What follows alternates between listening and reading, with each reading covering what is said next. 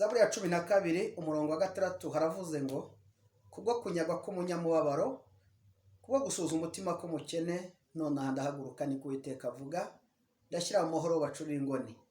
Imana ivuganye nawe amasaha ngo irahagurutse, ije kukurengera, ije kuguha amahoro, amahoro utahawe n'ababyeyi, amahoro utahawe n'abavandimwe, amahoro utahawe n'urushako, amahoro utahawe n'inshuti, amahoro utahawe n'imiryango wavutsemo cyangwa washatsemo. Uwiteka aje kuyaguha. Cyambere mwizere, umwiringire, ukora ibyo ashaka, ukora ibyo ashima, ntacyo uzamuburana. Imana iguha umugisha. Ufite ubwoba, urihebye, babonaga byanze, izere Yesu, azakuruhura, azaguha ibyishimo, azaguha amahoro, kandi ntacyo uzamuburana. Ni Uwiteka. Haleluya! Imana ishobora byose, icyo yanga ni icyaha.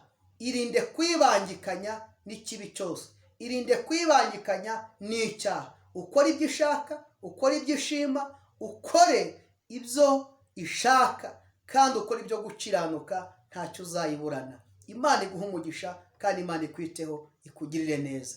Witerwa ubwoba n'urusaku uri kumva. Mu kazi bari gusakuza, mu kazi bari gushaka kurwanya, baraguhirika.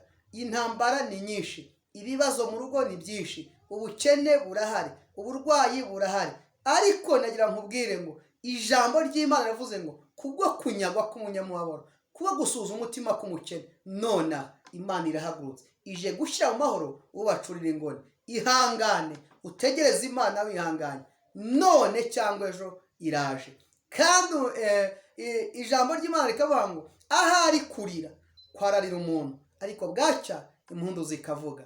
Tuza umutima mwene data, izere Yesu ko ari ushobora byose, ko ari we murengezi wawe, ko ari umara agahinda, ari umara umubabaro. Tuza umutima, Yesu ari mu kazi. Imana niguha umugisha. Amen. Amen.